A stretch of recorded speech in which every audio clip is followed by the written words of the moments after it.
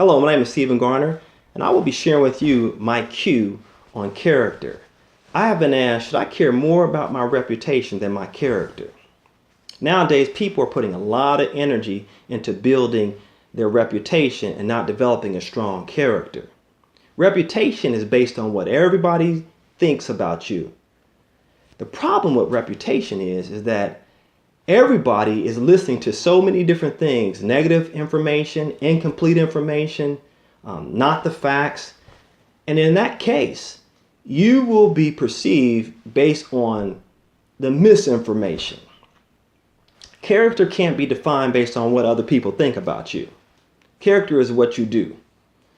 And I think you should use character to influence how people see you. Well, there are three things that I want to recommend to you. Number one, you need to change the name of your game. Now listen to this for a second. I have heard at least once in my life another black man say to me, you have the slave master's name and you need to change your name. Okay, I got it. I understand. A name should represent our unique purpose, right?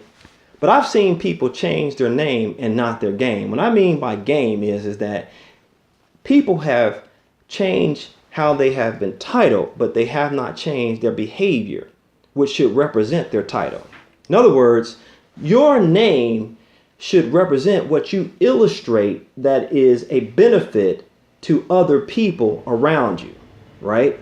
That's what I mean by game, because your name is not just a label. It is an identifier of what it is that you're going to bring to the table, and that is your game. The second thing you should do is live your story and not your history.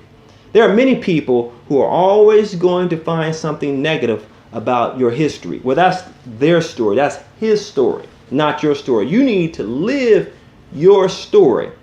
And the reason that is important is because people make impressions about you in seconds. The moment they meet you, they look at how you dress, they look at your culture, they look at how you sound. I mean, they look at everything about you, okay? And through those little impressions, an individual will form a narrative about who you are. I want to give you an example of that. My friend, he was being considered to be a part of a nonprofit board. The problem the board was having during the selection process is that he had a good reputation and a negative reputation in the community. I told him this one thing. I said, you need to live your story. In other words, the only way that you can change the negative reputation that people have of you is that you need to be consistent about doing those things that illustrate what it is that is of value and what it is that you bring to the table that they will benefit from. And that's what I mean by living your story. The last thing that I think is critical, especially in this day and age, is that you need to have a high moral standard. In other words, you need to live by a standard that is so high that is above whatever happens in society or how society changes. Okay, and here's the point that I want to bring. Okay, we live in a world where relativism is big time. In other words, people say, well, what I believe is my truth and what you believe is your truth. Okay, that's what it means to be relative. My truth is relative to me and your truth is relative to you. The problem with that is that people base their morals off of the truth they subscribe to.